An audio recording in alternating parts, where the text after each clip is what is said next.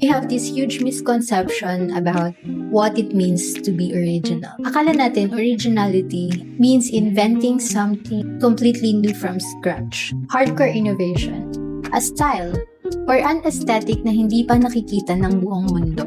We put so much pressure on ourselves to be these visionaries who create things out of thin air. In entrepreneurship, in art, in content creation, everyone is obsessed being first. Like, if someone else has done it, what's the point of me doing it? That perspective is actually exhausting. And honestly, it's a trap. Because true originality isn't invention, it's return. Think about the word itself. Original. Original doesn't mean futuristic. It doesn't mean brand new. It comes from the word origin, meaning the root, the source, the place where things began. When you look at it through the lens, being original isn't running forward into the unknown to find something. It's about tracing your steps to what was always there. Look around social media right now. We are living in an era of superficial novelty. Everyone is trying so desperately to look different or to jump on a hyper-specific niche. But here's the irony. When you try too hard to be unique, you usually just end up making something shallow or performative.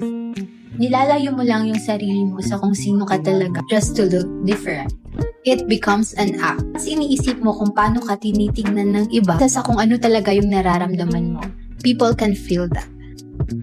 In a world full of algorithms and perfectly curated feeds, humans have developed a strong radar for what is fake.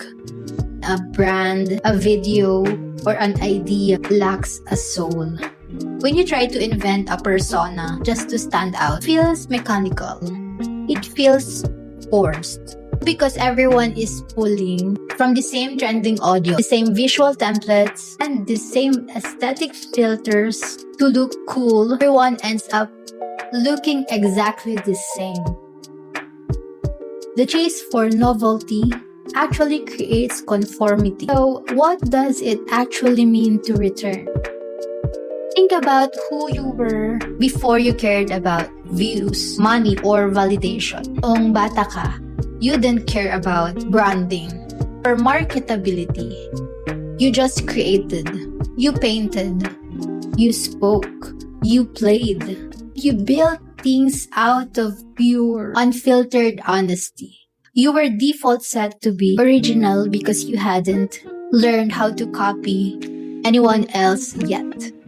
But as we grow up, the world slowly reprograms us. We start adding expectations, fears of being judged, on how we should create or behave. Originality is not an act of addition.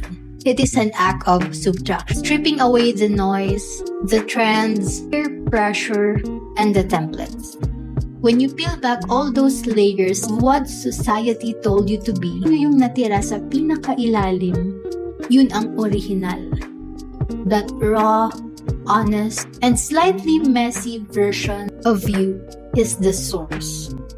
If you are feeling stuck creatively, or if you feel like your work is starting to sound like everyone else, stop trying to look for the next big trend. Patayin mo yung phone mo. Close the tabs of your competitors. Stop looking outward for inspiration and start looking backward. Return to the things that moved you before the world told you what was cool. Create the things that make you feel alive. Even if it doesn't fit the current algorithm, you have to be brave enough to strip away the layers until only the absolute truth is left. Because the most original thing you can ever offer this world is just you. Stop trying to invent. Just return to who you are. Because you don't need to change anything to change the world. You just have to remember who you were before the world told you who to be. Ikaw. Look at the things you are creating right now. Whether it's your career, your art, or your content. Are you trying to invent something for others? Or are you returning to your own truth? What's the thing you stopped because you thought it wasn't trending enough? Talk down in the comments. If this video gave you a bit clarity, hit that subscribe button and I'll talk to you in the next one.